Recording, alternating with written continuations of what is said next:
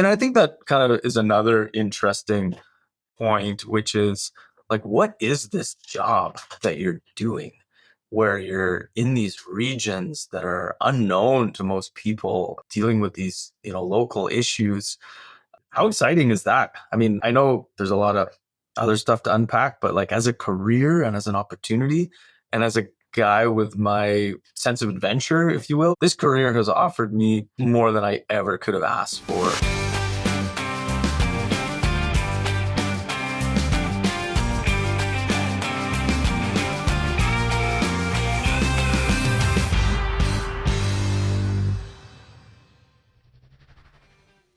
Hello, everyone. In this episode of Billion Dollar Projects, we speak to Toby Cubitt. Toby's a pipeline engineer who currently works for Pemina Pipeline Corporation.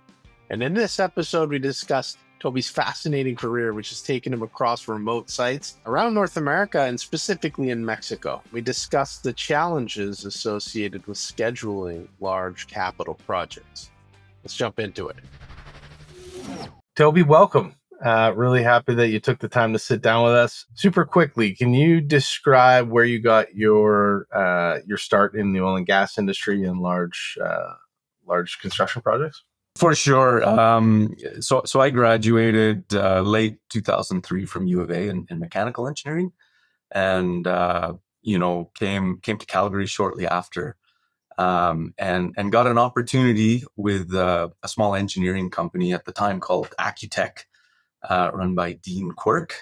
He had recently acquired it, and it's currently called Gray Owl. And it was a fairly, simplistic role of project coordination for well tie-ins in the Zama area. So I spent about a year and a bit doing that. And that was my first introduction into, the oil and gas, fresh out of university. And from there, I explored the world for a year on a motorcycle, rode from Calgary out to Halifax and then down to Argentina, where I kind of fell in love with Latin America and the Spanish language. Came back in 2006, in boom time in Alberta, trying to get a piece of the action. I got hired by Colt and did a bunch of work there, in smaller inch pipelines, well tie-ins. 2008 hit, major financial crash. Worley had bought Colt. They cut their staff in half, and I was part of the bottom half there. And but through the connections made in that short time, I got an opportunity with TransCanada to work on the Guadalajara project down in Mexico with Esteban Gordillo and Alejandro Iriarte, who have been my mentors and throughout my career. And so that was really it. I got dropped off in the middle of the jungle in 2009 as a 27-year-old kid with a pretty limited experience, but a penchant for adventure, and that's really how it started. That's awesome. What was so many questions. Did you speak Spanish at the time when you were dropped off in the jungle? I thought I did. In my school days, French wasn't working out for me. And I switched over to Spanish, and I spent, about a month in a little town outside of Madrid, on an exchange with a family. And, in those 30 days, I learned enough Spanish to, talk to the ladies and, order whatever I needed to order. And from there, it just kind of progressed. Every opportunity I could, I would just be speaking in Spanish. And then obviously a year on a motorcycle solo down to Argentina, there's really not any other way but, survive the learning the language.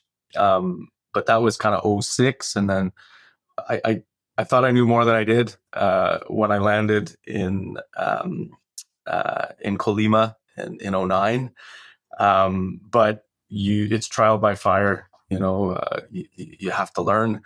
You're managing, lots of people in another language, and you're living there, so you need to live. It's been a very long, slow progression to learn the language, but it's been a very enjoyable. Very cool. So tell me about what is the Guadalajara project, and tell me a little bit about Colima. It sounds like that's where you're based. Yeah, for sure. Really, many people listening may have heard of Manzanillo. It was at one point a popular tourist destination. It's also a pretty significant port on the west side of Mexico. And the project itself stretched from Manzanillo to Guadalajara. Guadalajara is kind of the second largest city in Mexico. Close proximity to Chapala. There's a lot of Canadian tourists around there.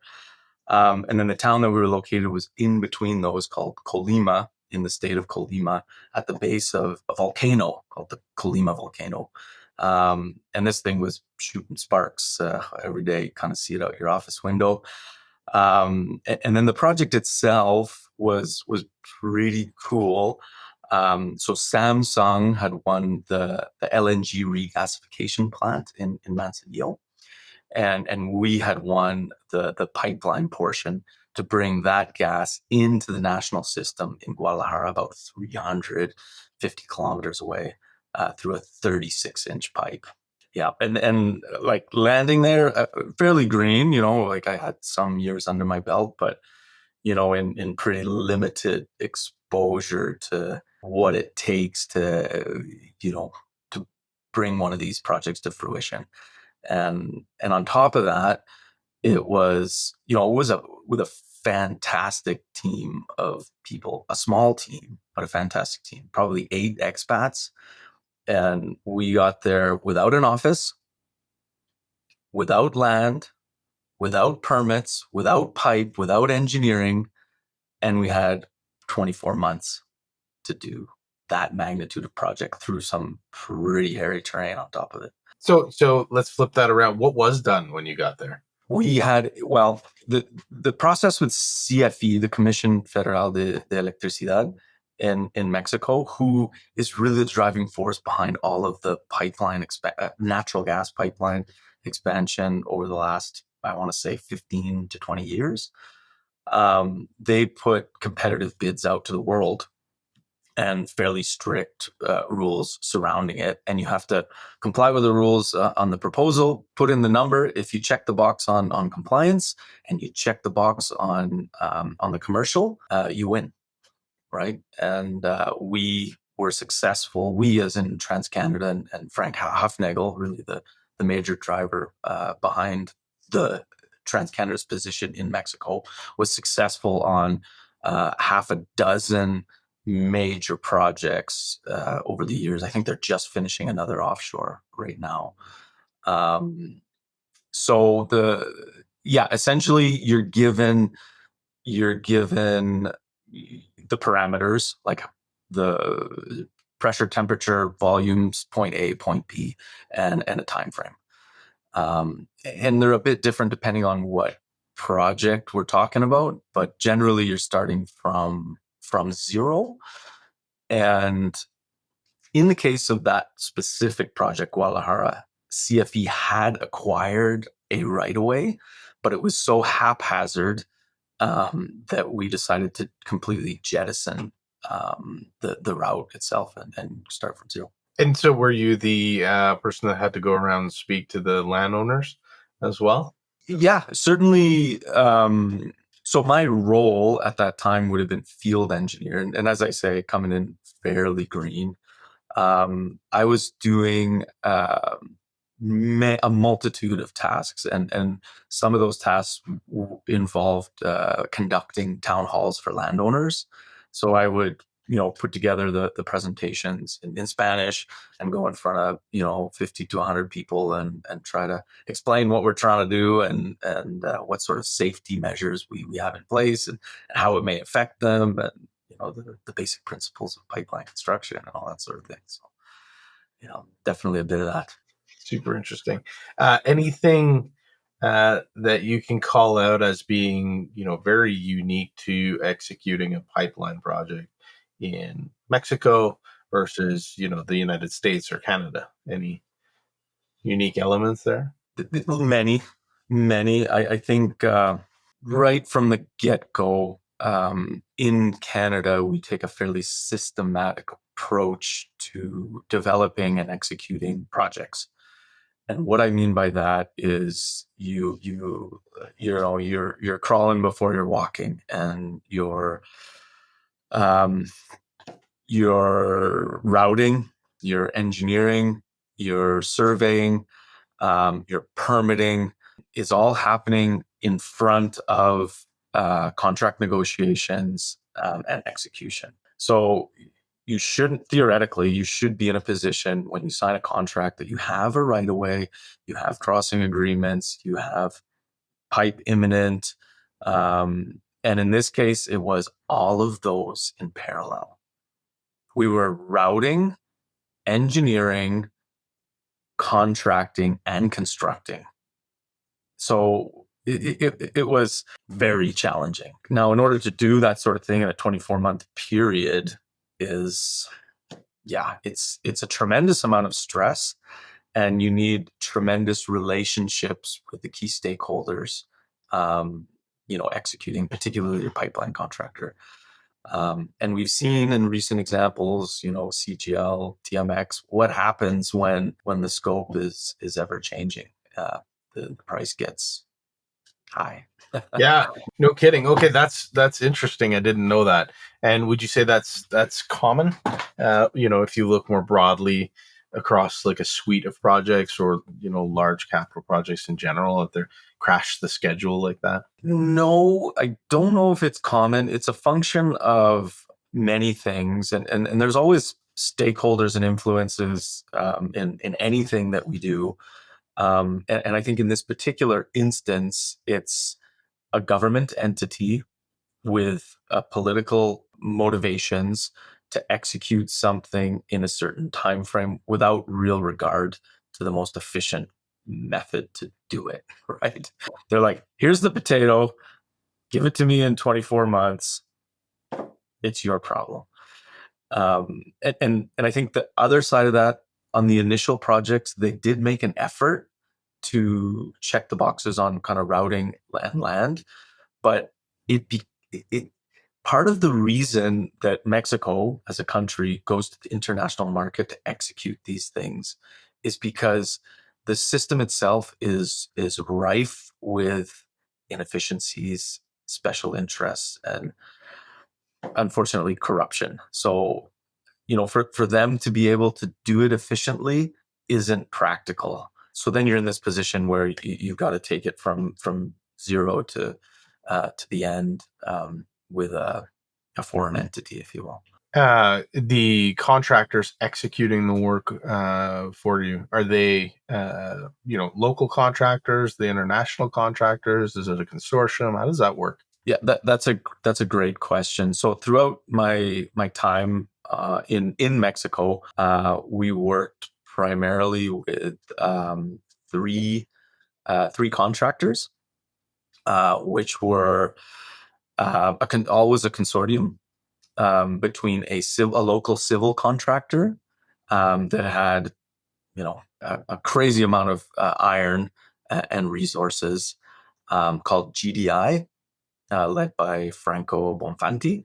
So he would typically do that kind of local civil work. And then the mechanical work would typically come out of an Italian entity. And I'm not entirely sure why the Italians have such a global dominance and presence in pipeline, but they really do. They have fantastic resources, and that was Sicim, Bonatti, and Engie. Those were the three typical entities, and I know that we have some experience with them in Canada on Trans Mountain and CGL, and I think there were varying degrees of success here, and I think that's an important discussion to be had, perhaps on this podcast. Why could Sicim and Bonatti be so very successful and dominant in Mexico and probably around the globe, whereas they struggled to be successful here in Canada? I've got a hypothesis, but as do you, I'm sure. Let's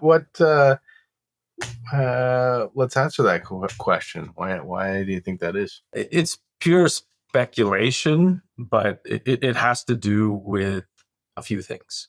And they're pretty heavy topics. I don't know how much, we want to get into them, but one is environment.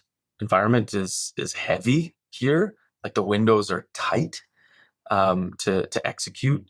In Mexico, you're working 365 days a year, and maybe you get some heavy rains from time to time, but in general, it's not a limiting factor on your schedule. I wouldn't say. Number one, so environment. Number two, resources.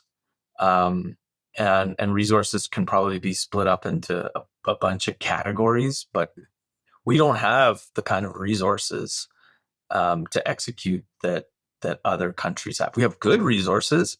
We just probably don't have enough for two mega projects simultaneously. You mean like human capital? Yeah, human resource. I'm Trades talking and people. got it. Yeah.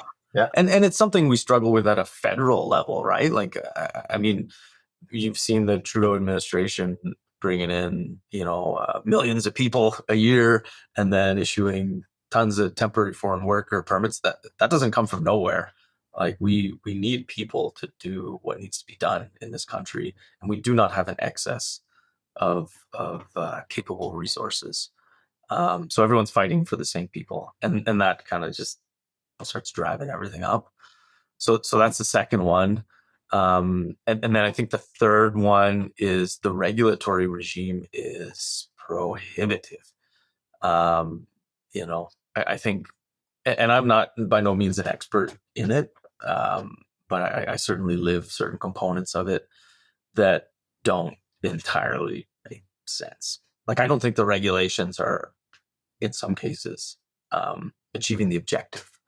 So you end up doing what? Like burning immense amounts of cash and resources to achieve nothing. So that kind of circles back to the resources regulatory regime, et cetera, and like what sort of mafias are controlling what in this country, like that.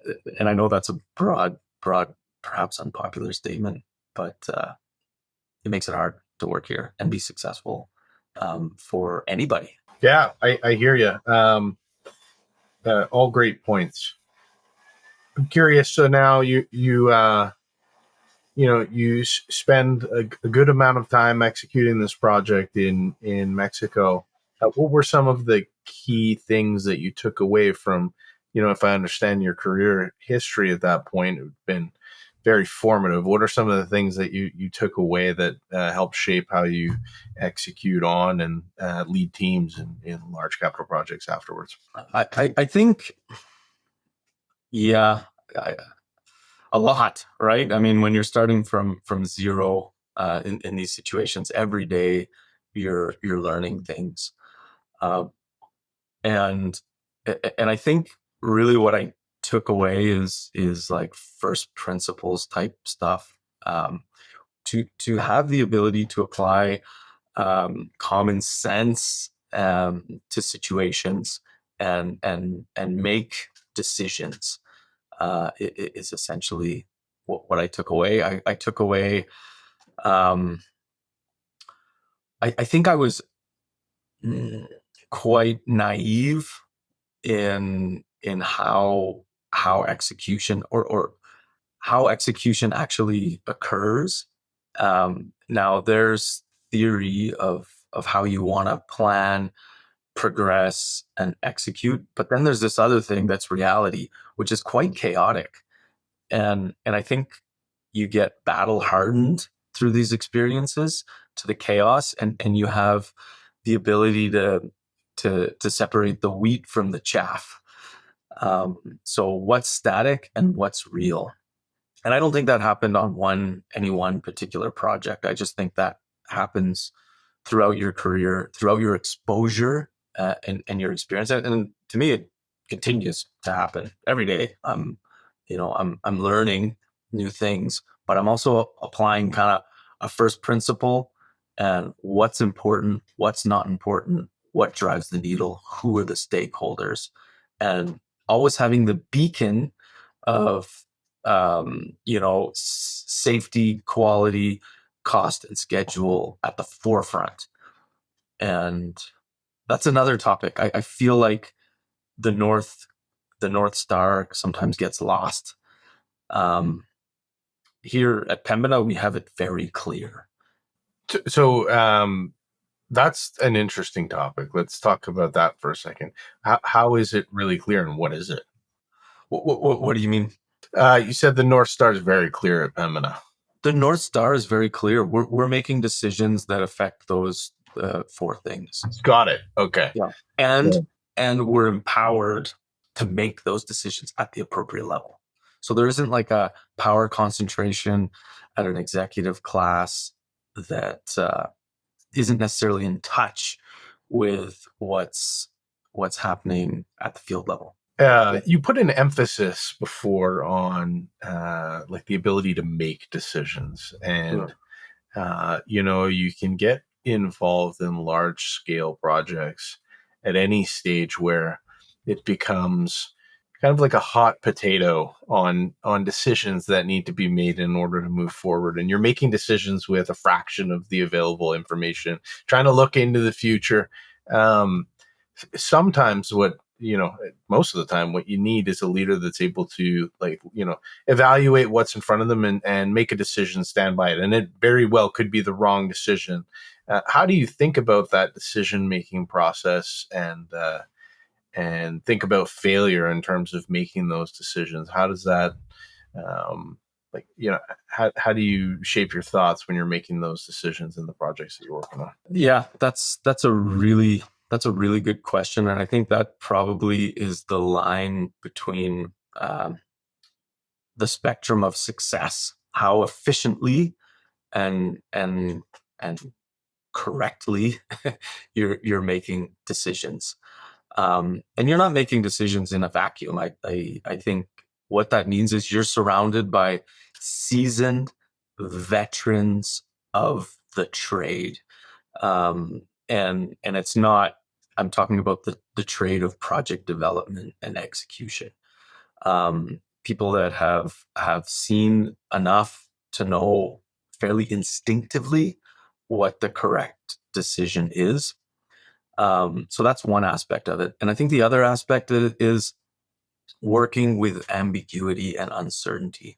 There is no project anywhere ever that proceeds with zero risk. And risk can be categorized in a number of buckets. I know you talked to Dean. I worked many years with him. But there's no risk-free project. So where it's about dimensioning, defining, and quantifying risks when making decisions. And it's not a paper exercise. It's not something that you allocate. It's something that you collaborate with experts. But ultimately, that decision has to be endorsed at the correct level, or I would say described and written at the correct level to be endorsed at the higher level. And then another point on decisions, like the way what I learned early on is if this is A and this is B and you're trying to get to B, the decisions will put you in a number of directions, but it always has to be getting you closer to B. And the 100% correct decision is a straight line, but it's never like that. It's sometimes here and here and here and here. You take an indirect path from A to B through decisions. But if you're not taking decisions, you're burning clock. You're burning resources, and eventually you may meet your objective of cost, but you won't meet schedule, or vice versa.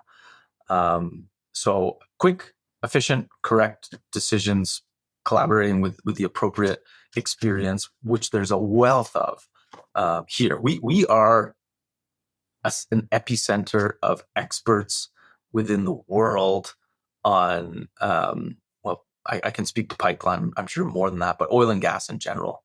We produce some fantastic people out of this region of the world, and we leverage those on projects. That's awesome. Very cool. Okay, I want to keep that. I have a series of questions I want to dig into. So, what would you say is one of the most challenging problems you've had to solve for in your career? Toby? So just to preface, I've held various roles, like from field engineer to engineering manager to project manager, and then, some other kind of tech center type stuff in major corporations. So, the decisions that I make are kind of within that realm, I would say. Some of the most challenging things that we've encountered on projects, I could probably break them into three. So the project shortly after the Guadalajara project was the Topolobampo project, and that was, I don't know, 500 something kilometers from Chihuahua to Los Mochis, Sinaloa, across the Copper Canyon, or it's called the Sierra Tarahumara, but it's parallel to the Copper Canyon, which is equivalent to the Grand Canyon. Crazy terrain. Like, we're talking sea level to 4,000 meters. Wow. And then down to the plains inland. One portion of that was called the Chinipa Slope, and it cliffed out. Basically, our route cliffed out into an enormous valley. And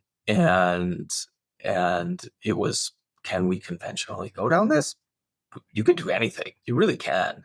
Like, if you look at the notch on that TC line by Fernie, that's like a blown out stovepipe, in the mountains. But we went to Italy. We found this amazing technology called raised bore, used particularly in mining scenarios.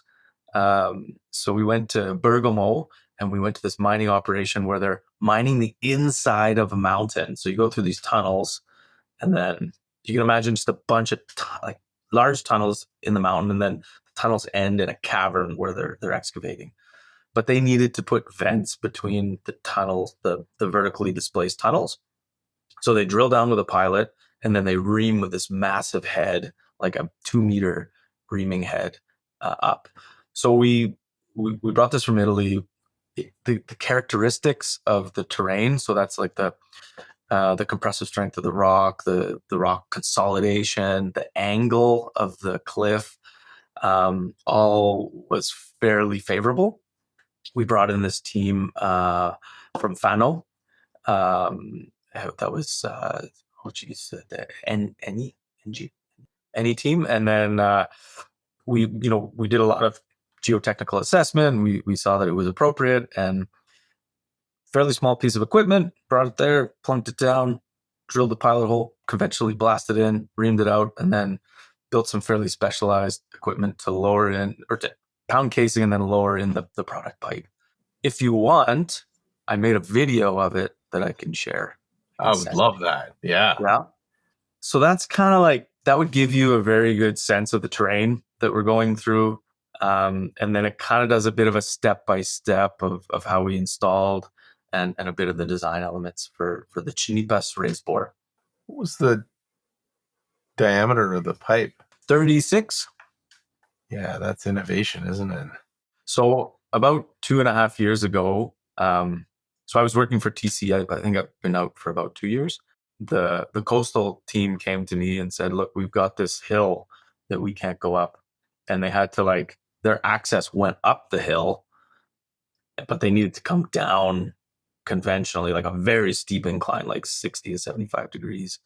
And I said, hey guys, raise bore this thing. It's cheap, it's fast, it's easy. You just need the right conditions. You just need like a slope that's not more than 200 meters and has a certain angle and has, a certain type of rock.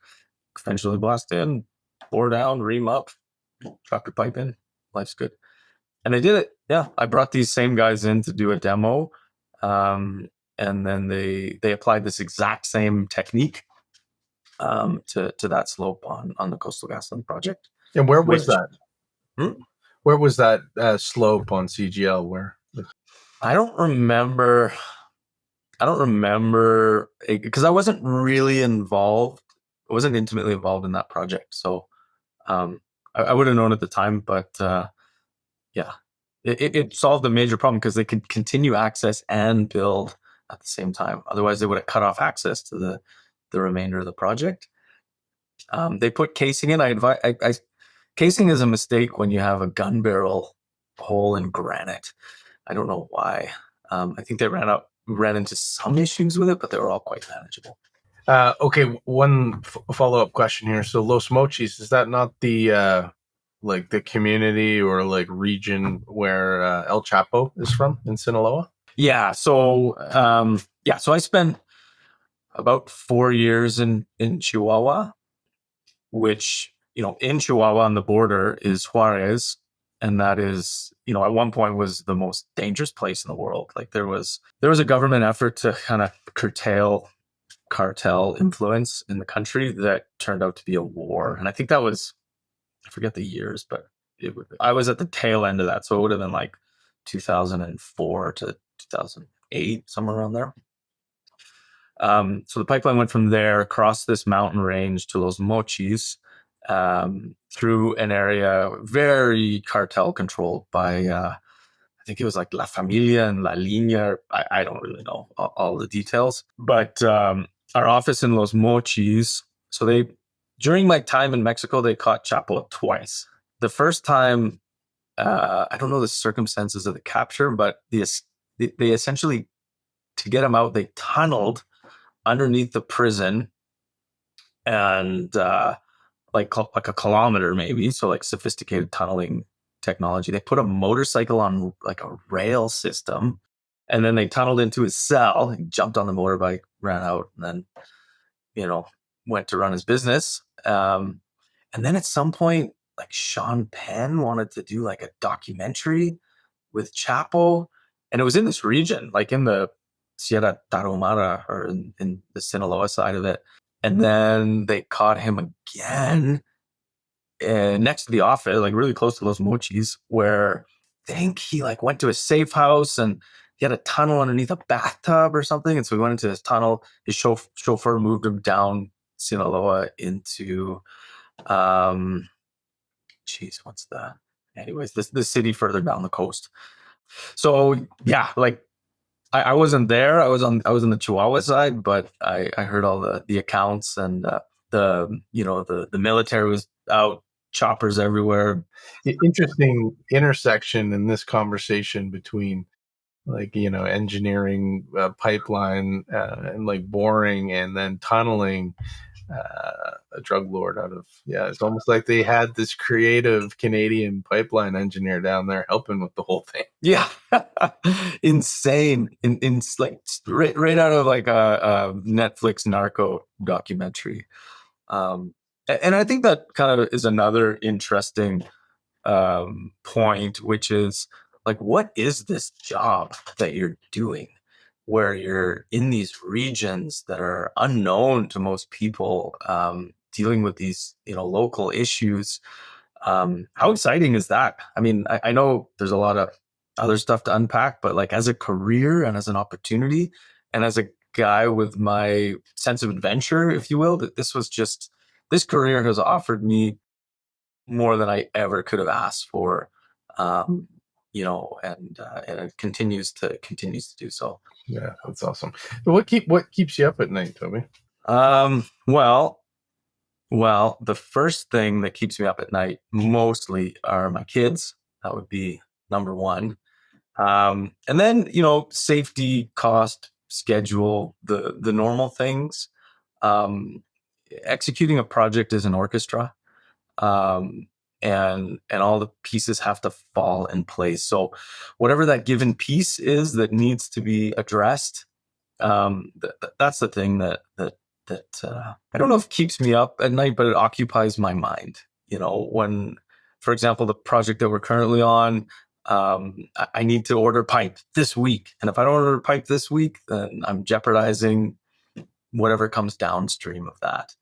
And then, so it's generally just the pieces, whatever piece of the puzzle that's most critical at the moment. And sometimes it's more than one.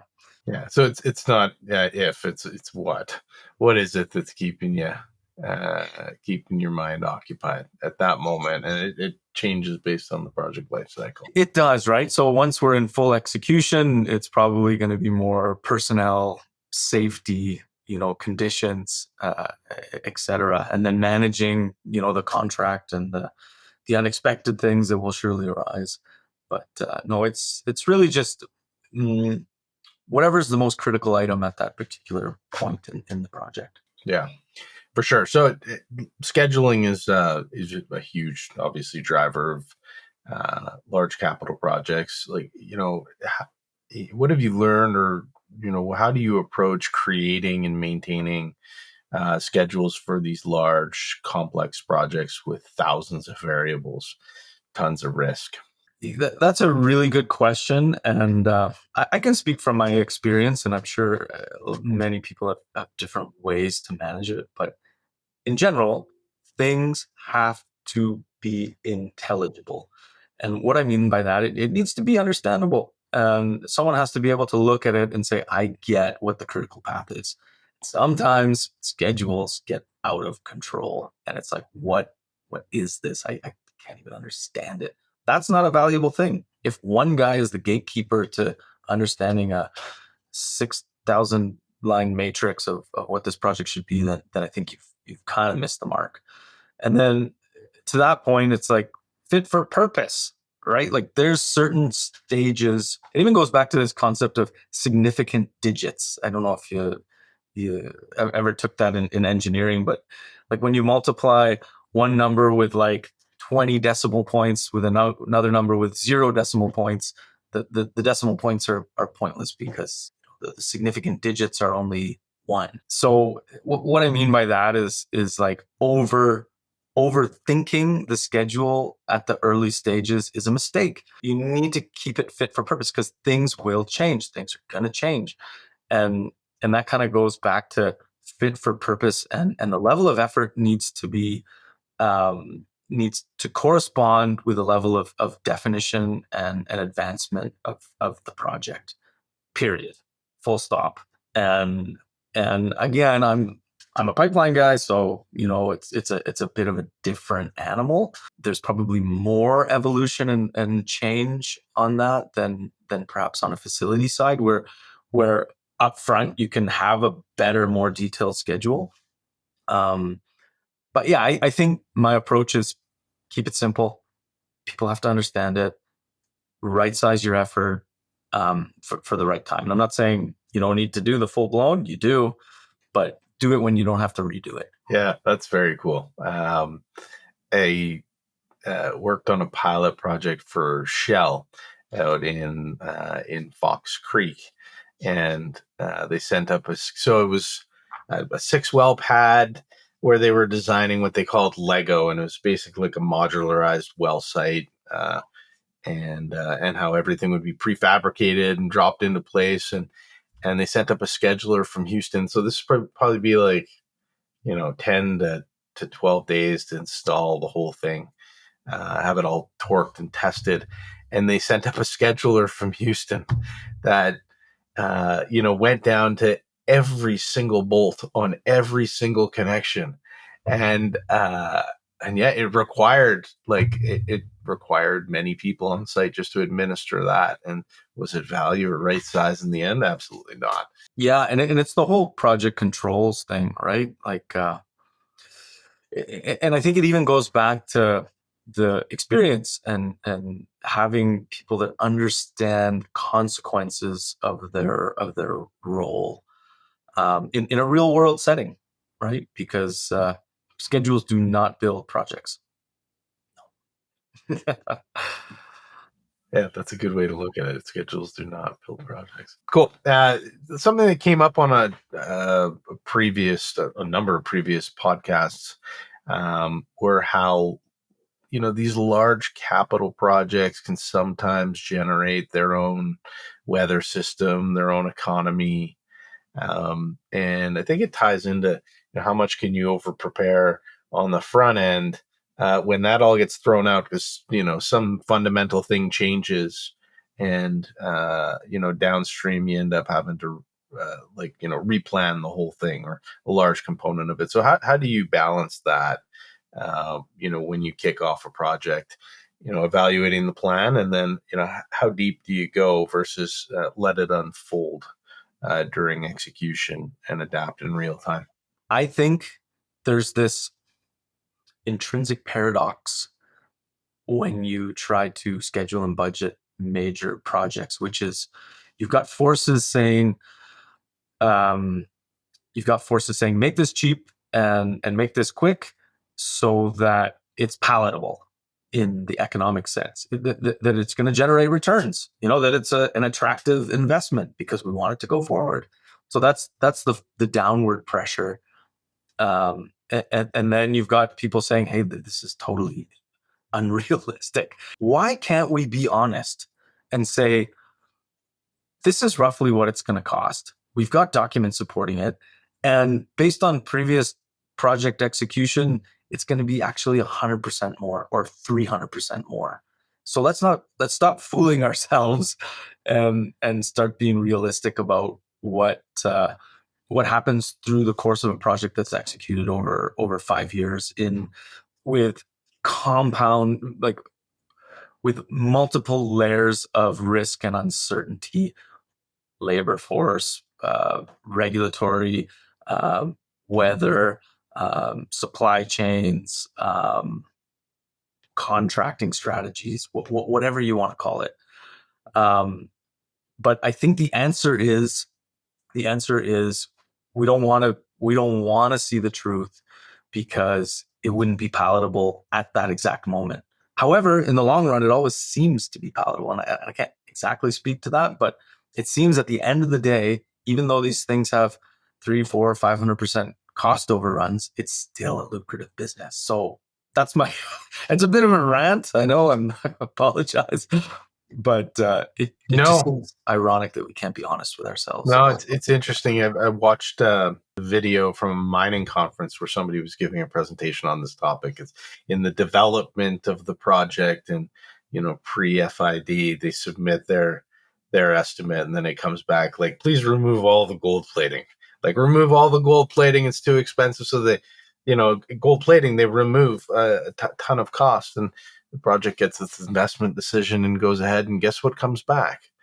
All that quote unquote gold plating that was removed is required, actually, in all reality. Gold plating's one part of it. The other part of it is, and it's clear definition.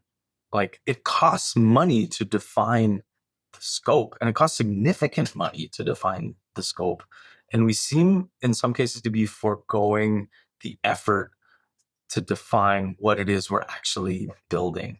But if there is an opportunity to invest upfront dollars and it's palatable because you have the certainty that you're going to go, so again, there's a lot of different things that influence, these decisions. Investing that upfront money will give you a higher level of cost certainty. Yeah, no, that resonates. Toby, where are you at now? What project are you working on? And then I'd love to dig into like your approach around your philosophy around leadership and teamwork. Sure. So right now I'm the project engineer on the Cedar LNG pipeline scope with Pemina. I have had the luxury of having fantastic leaders who I continue to work with. So that's Esteban Gordillo and Alejandro Iriarte here at Pemina. And I think I can synthesize what I feel a good leader to be into a few kind of buzzy words. It's experience. Nothing replaces experience. You have to have gone to battle to understand what it is to be in the field, and probably many times. That makes a good leader, because he's a guy that he or she is a person that can make quick, good decisions. Going back to that, we're getting to A to B. We're not going to always make the perfect decision, but a good enough decision is going to get us there. So that is irreplaceable. Collaboration. We're a team. Like I said, this is an orchestra to execute projects, and it has so many components. You need to be collaborative, and you need to be leveraging experience. within your team and within industry. Like success of a project is not the success of one. It is the success of many. So I think you need to have that front and center if you're going to be an effective leader. And dedication, right? Like you need to have a vested interest in seeing these things succeed. These are your babies. These are your reputation. These are, the success reflects on the team and you as a person. So you need to want to have like a genuine desire to see them succeed and to do everything and have the power and the latitude to make the adjustments to see them succeed. And that's a good leader, I want to pull on that for a second. How do you create that environment? Because in the project environment, people come, people go, and those that stick around for the long haul are incredibly valuable because they come with all the historical information of decisions that have been made. How do you create an environment where everybody is incentivized to stick around? Is it the relationships? What is it for you? There's probably a few levers. The financial stuff is one, but it's not the top one. The top one is enjoying what you do and yeah, enjoying what you do. And like this is family. At the end of the day, this is where you spend your time.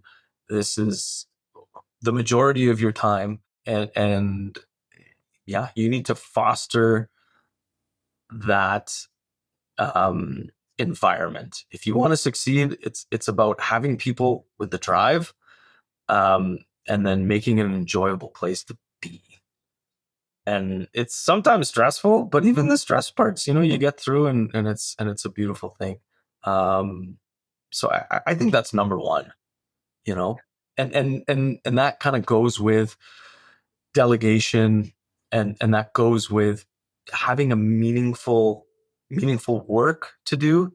Because if someone's not challenged and they're falling into the spiral of demoralization, i.e. they're coming in, they're tapping at the keys, they don't really know what they're doing, they don't have a North Star, know what we're all pointed towards, then you're going to get people that are not going to be engaged. Engagement comes from being part of a team and a valuable contributing part of the team in an environment that's fun. And I think just one last, aspect of a good leader is, and maybe a repeat, but it's again, separating the wheat from the chaff. Like you can tangent in horrible directions if you don't have your objectives and the priorities clear, and what's important and what's not important. And what's not important today may be important tomorrow, but you need to understand the process and focus the energies on the appropriate, the correct things. How often is that clearly defined in your view? So I think, one thing is how do you manage a team, and it's communication. Communication is the single most important thing. And you do that through meetings just like this. You get everybody on a call. And when I say everybody, I mean everybody that's a stakeholder, on the project. And you talk about the priorities on a weekly basis, and those change. And you make sure that things are progressing to meet, the overall kind of targets and schedules. I probably go for another hour here, but if I were to pick one last question for you, what's one thing that you think as an industry we need to be better at when executing large capital projects? I thought about this question, and there's a lot of ways to do this. I think I briefly touched on it earlier, but I think the best phrase that summarizes my thoughts on this is, the tail can't wag the dog. The tail can't wag the dog. You need someone who's in the belly of the beast with the accountability for the budget and the execution of the project. You can't be pandering to other political motivated interest throughout an organization. And when I say political, I mean like the politics of an organization. That is what kills projects. And I'm not saying there's a lot of different interests involved in a project, and they have to be done, you know, safely, you know, in a way that you can operate, and everybody's got a stake in it. But sometimes you get led astray with political interests, and I think that kills projects, personally. And clear North Stars. If you don't have clear North Stars, people are marching to whatever beat they want. Yeah. I've seen it a few times. For sure. And that's why it's like having the right people around you, you know, having the right people properly motivated. And the motivation is more of a reward through good work, and relationships, than it is through a promotion or a bonus. You know. Awesome. Toby, thank you very much for taking the time. You've got an incredible career to date, and super interesting. And I feel like you've got some experience that others would love to have. So appreciate you sharing some of the stories with me. Yeah, Wes, it's been a pleasure. I don't often get to talk, at this level about, you know, experience and projects, and I'm sure you'll have to edit a thing or two out of this, but it's been a pleasure, and thanks a lot for allowing me the opportunity to, you know, talk about my opinions and experience, and I think this type of forum and discussion is probably gonna enrich and entice the industry and people coming into the industry. So it's great.